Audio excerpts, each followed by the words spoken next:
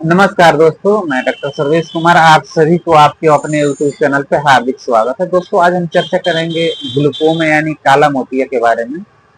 और इससे बहुत लोगों को कंफ्यूजन रहता है कि काला मोती और सफेद मोती में कंफ्यूजन हो जाता है। तो दोस्तों, सफेद मोती को बोलते हैं कैटरेक्ट। इस पर हम ऑलरेडी वीडियो बना चुके। इसमें क्या होता है कि सफेद मोतिया में कि जो आपका लेंस होता है, लेंस पे व्हाइट स्पॉट यानी बनने लगता है, जिसकी वजह से आंख में स्पष्ट दिखाई नहीं है, धुंधला दिखाई देता है। उसी को हम लोग कैटरेक्ट बोलते हैं। और आज हम चर्चा करेंगे ग्लूकोमा यानी काला मोतिया के बारे में। जो दोस्तों ग्लूकोमा होता है, हमारे आंख के अंदर एक इंट्राओकुलर प्रेशर होता है, इंट्राओकुलर प्रेशर होता है, आईओयू, आईओपी, जिसके वजह से मेंटेनेंस रहता है। जिस तरह हमारा हार्ट को और बॉडी को ब्लड प्रेशर मेंटेन करता है, उसी तरह इंट्राओकुलर प्रेशर के द्वारा हमारा आंख का प्रेशर मेंटेन होता है। और इस प्रेशर को मेंटेन करने के लिए फ्लूइड रहता है आंख के अंदर, इसको बोलते हैं एक्वस ह्यूमर फ्लूइड होता है। अगर यह बहुत ज्यादा प्रेशर होने लगे तो जो हमारे आंख के अंदर एक ऑप्टिक नर्व होता है, ऑप्टिक नर्व का डिजेनरेशन होता है, यानी ऑप्टिक नर्व खराब होने लगती है, जिसकी वजह से आंखों की रोशनी जो होती है धीरे धीरे खत्म होने लगती है। तो देखा जाता है तो हमारे देश में ब्लाइंडनेस का सबसे सेकेंड कारण में देखा जाए तो आपको ग्लूकोमा मेन कारण बनता है। इसका कारण देखा जाए तो ग्लूकोमा का कारण बहुत सारा आ सकता है। अगर आपको बचपन में या कभी भी चोट लग गया है, जिसकी वजह से आपको ऑप्टिक नर्व में इंजुरी हो गई है, उसके वजह से भी आपको ग्लूकोमा हो सकता है। या किसी अदर कारण से आपको अगर ऑप्टिक नर्व पे प्रेशर पड़ रहा है, जैसे ब्रेन में कोई ट्यूमर हो गया है, वो ऑप्टिक नर्व पे प्रेशर डाल रहा है, उसके वजह से भी हो। क्योंकि दोस्तों ऑप्टिक नर्व का काम है, हमारे आंख में जो भी हम देखते हैं, विजन जो भी बनता है, तो कैमरे की तरह उसको कैच करके ब्रेन को सिग्नल देता है, वो हमको देखने के लिए प्रेरित करता है।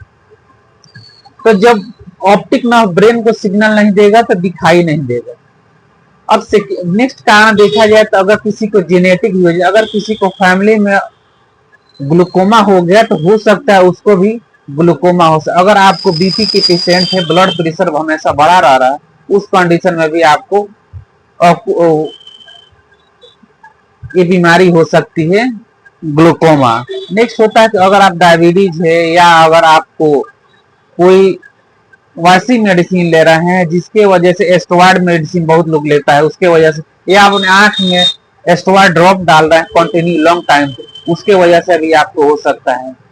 अगर आपको हेवी ग्लास वाला यूज कर रहे हैं, समझिए आपको पावर बहुत ज्यादा है, उसके वजह से आंख पे बहुत ज्यादा प्रेशर पड़ेगा, उसके वजह से भी हो सकता है। अब हम जानेंगे कि अगर आपको ग्लूकोमा हो गया है तो क्या क्या सिम्टम्स आ सकते हैं। दोस्तों, ग्लूकोमा के सबसे मेन सिम्टम आता है कि आपको अचानक नहीं, धीरे धीरे आपको पता नहीं चलेगा कि ग्लूकोमा हो रहा है, धीरे धीरे करके आंख आपका जो ब्लाइंडनेस की तरफ चलने लगता है और धीरे धीरे करके आपका आंख ब्लाइंड हो जाती है। इसीलिए इसको गंभीरता से लेना चाहिए, सीरियसली इसका ट्रीटमेंट लेना चाहिए। अगर आपको लगे कि ग्लूकोमा हो गया है तो आप किसी अच्छे आई स्पेशलिस्ट डॉक्टर से मिलिए या उनसे कांटेक्ट करके ट्रीटमेंट लीजिएगा तो ज्यादा बेटर रहेगा।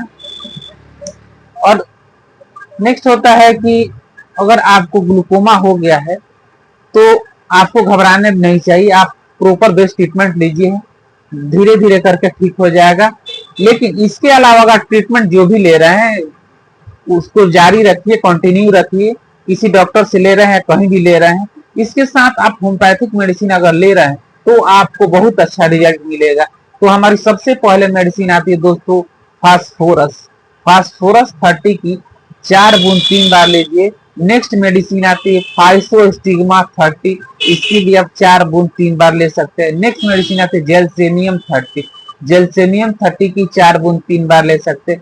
इसके अलावा एक आता है आई ड्रॉप, सीएमएस आई ड्रॉप यानी सिनेरिया मार्टिमा आई ड्रॉप आता है, जो बिना अल्कोहल का जो आता है, उसको आप 2-2 बूंद, ड्रॉप है तो 2-2 बूंद 3 बार अगर डाल रहे हैं आंख में, तो धीरे धीरे करके आपको जो ग्लूकोमा की समस्या धीरे धीरे खत्म हो जाएगा। और आप कुछ एक्सरसाइज आता है आंख के लिए, अगर उसको आप कर रहे हैं तो आपको ग्लूकोमा की समस्या खत्म हो जाएगी।